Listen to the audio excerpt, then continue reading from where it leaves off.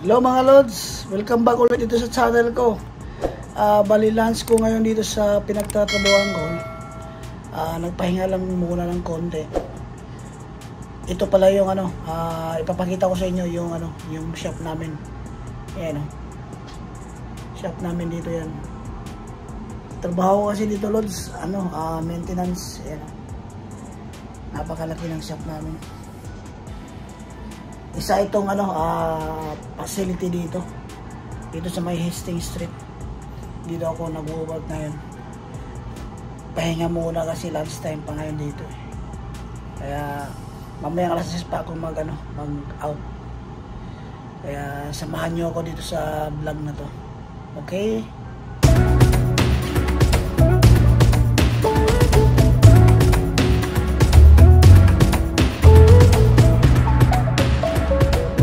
Siya nga pala mga Lods, kung sino meron akong sasabihin sa inyo kasi itong company namin naghahanap ng maintenance worker dito sa may Hastings Street, Vancouver. Kung sino yung taga Vancouver na walang trabaho diyan, pwede kayong pumunta rito, mag-walk-in lang at hanapin niyo ako. Magdala na rin kayo ng resume kasi yung boss ko naghahanap ng maintenance. Kulang kasi kami dito kaya naghahanap siya sa ngayon. Kaya message mo lang ako dito sa channel ko dito sa YouTube at re-replyan kita. Okay? Alright. Bale, ako lang Pilipino na nagtatrabaho dito sa facility. Dito sa maintenance department mga Lods. Yung mga kasama ko dito mga Canadian, mga puti. Kaya bago pa lang ako dito mga Lods, isang taon pa lang. Nagustuhan naman ng mga puti yung performance ko. Alam niyo naman yung mga Pilipino, di ba, masipag at madiskarte at determinasyon. Kaya bago magtagal ako dito. Maganda rin kasi yung dito mga Lods, benefits. Meron siyang RRSP. Tapos itong company na to, siya, parang may connection sa government, parang siya. Kasi maraming mga dito marami din mga volunteer na nagsisilbi. Kasi to yung mga homeless na napariwara, na gusto magbago, dito siya nilalagay. Para siyang rehabilitation mga Lods. Kaya ang ganda ng company na to mga Lods. Maganda rin benepisyo, kaya nagustuhan ko dito Kaka-out ko lang mga Lods. Alas 3 na dito ng hapon. Tapos na naman ang isang araw na trabaho. 8 oras.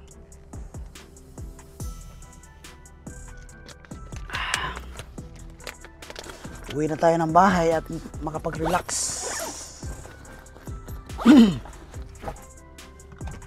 Alright.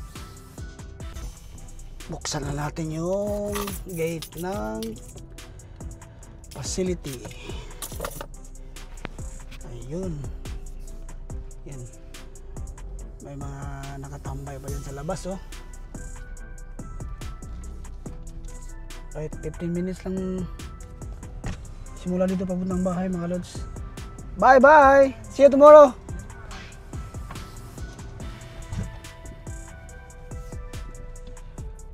Napakaganda ng panahon.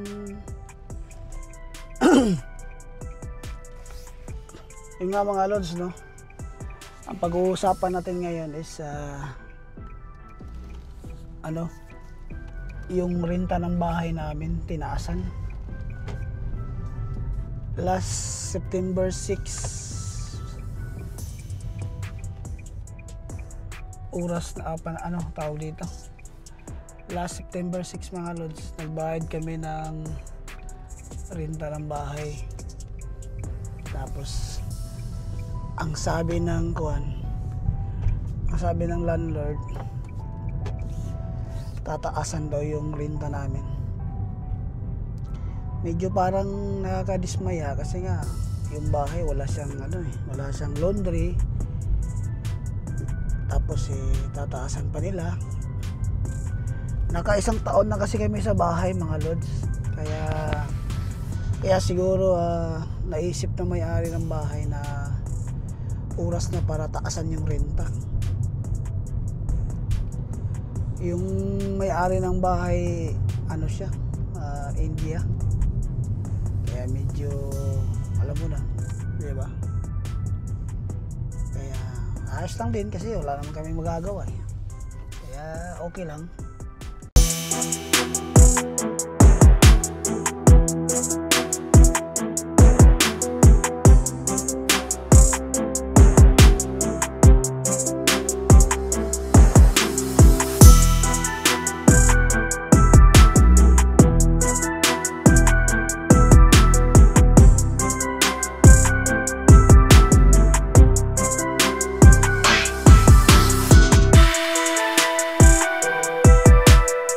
Ito ako ngayon sa may mga lods, Pacific Central. Dumaan ako saglit dito. Papakita ko sa inyo yung terminal ng train papuntang Toronto, shuttle US. Itong nasa likod ko, Pacific Central. Ayan malapit lang kasi ito sa pinagtatrabahuan ko, kaya pakita ko na lang sa inyo, ha. Ayan, ito yung itsura dito mga lods. Ayan. Merong bus stop din dito. Ayan, pakita ko sa inyo, ha. Ayan, napakalawak dito mga lods. Pwede rin pasyalan. Ayan, para siyang park. Ayan mga lods. Tapos merong dyan, Sky Train Station. Yan. Science World Sky Train Station. Ayan. Pwede rin kayong pag galing kayong Toronto, tapos dito kayo bababa sa train na to. Pwede kayong sumakay diyan sa Science World na yan, station na yan. Papuntang King George Station, papuntang Surrey, papuntang Langley. Pwede rin diyan. Tapos papunta doon. Papunta dito sa bandang kanan ko, downtown naman, waterfront. Yan, napakalapit lang. Lalakarin nyo lang dito mga lods. Yan, ito yung tsura niya dito. Ayan. Ayan. Mamaya pasukin natin yung loob kung pwede ba tayo makapasok dyan. Ayan. Tatawid tayo. Pakita ko sa inyo yung tsura ng loob nitong Pacific Central. Tara. Kung hindi siya bawal, pasukin natin. Pakita ko sa inyo ano yung tsura. Kung makikita ba natin yung train. Ayan yung address. Ayun. Ito yung itsura mga lods. Papasok sa loob. Ayan. Maraming pasahero ngayon. Ayan. Maraming pasahero.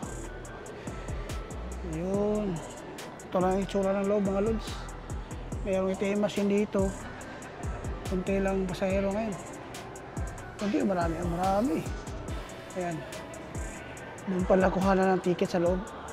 Hindi lang natin masyadong videohan. Baka kasi bawal o hindi natin alam.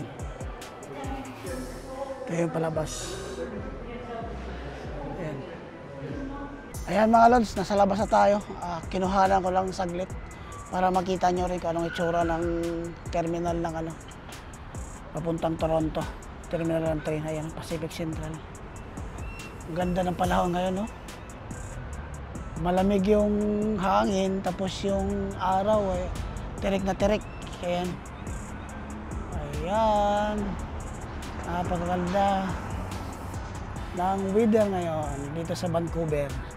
Tara, pasok na tayo sa sakyan.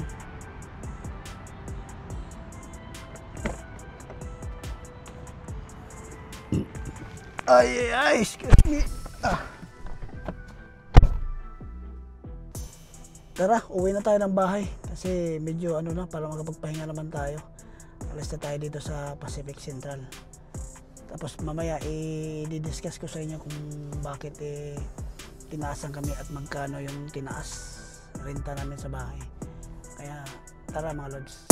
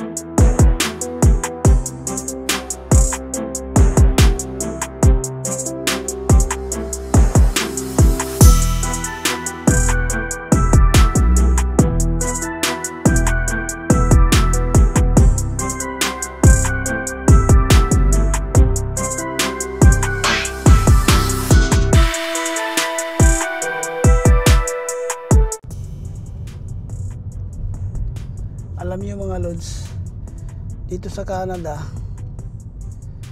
napakahirap talaga pag wala kang bahay. Yung iba dito talagang nag-iipon para pan-down sa bahay, kasi kagaya sa amin, tinaasan kami. Yung renta namin parang pang isang mortgage na dito sa Canada. Kaya mas maganda na yung sarili mong bahay, kahit binabayaran mo buwan-buwan, at least sa'yo, di ba? Yun nga inisip namin ni Mrs. na kailangan talaga namin mag-ipon para sa down payment ng bahay dito. Nasa 5% kasi yung down payment ng bahay. Tapos dito sa Vancouver, napakataas ng napakamahal ng mga bahay dito. Siguro, ewan ko lang kung meron pa tayong makikitang $500,000 dito na bahay. Ewan ko lang, baka wala na.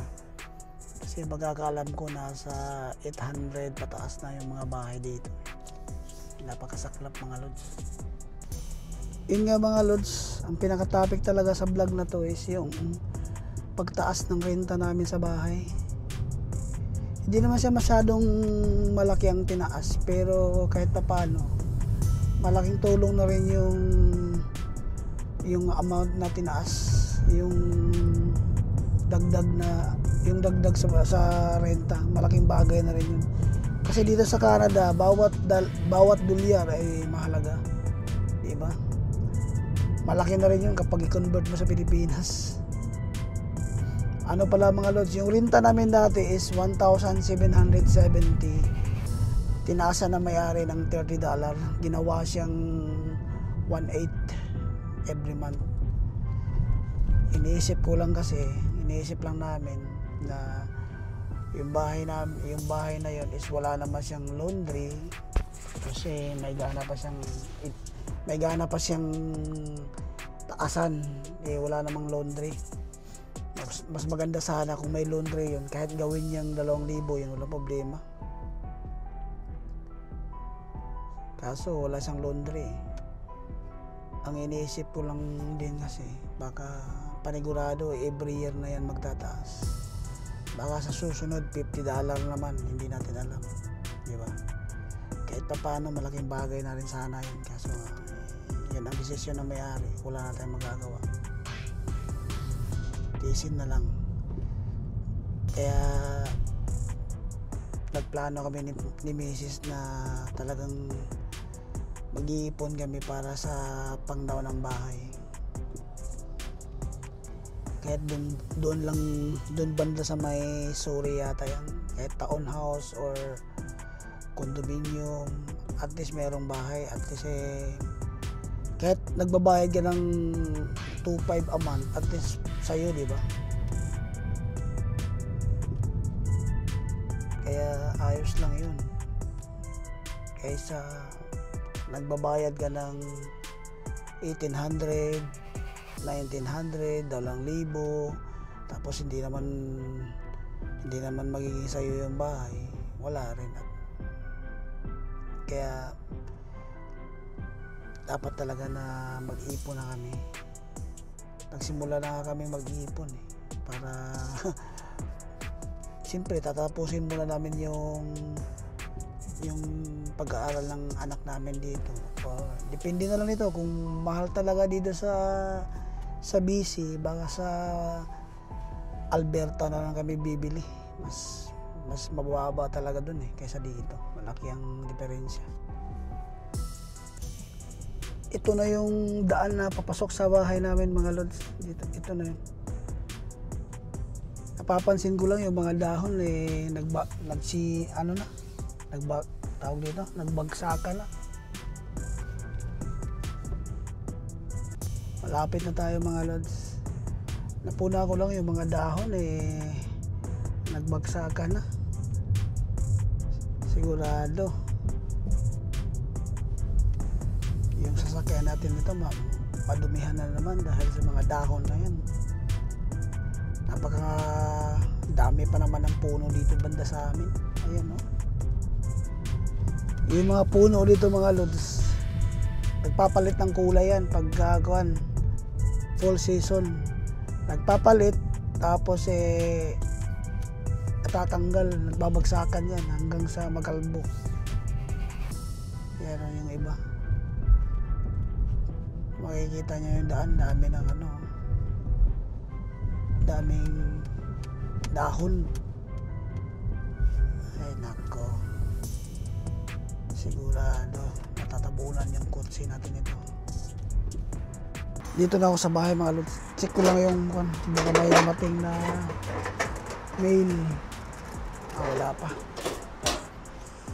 Ito yung bahay namin, mga lods. Dito ako dumaan. Yung harap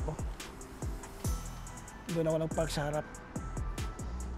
Bali, dito ko na lang tapusin tong video na to, mga lods, no? Yun nga, sana hindi kayo magsawang sumuporta sa akin. Hanggang sa muli, mga lods. Maraming salamat sa palaging panonood nyo. Bye po now.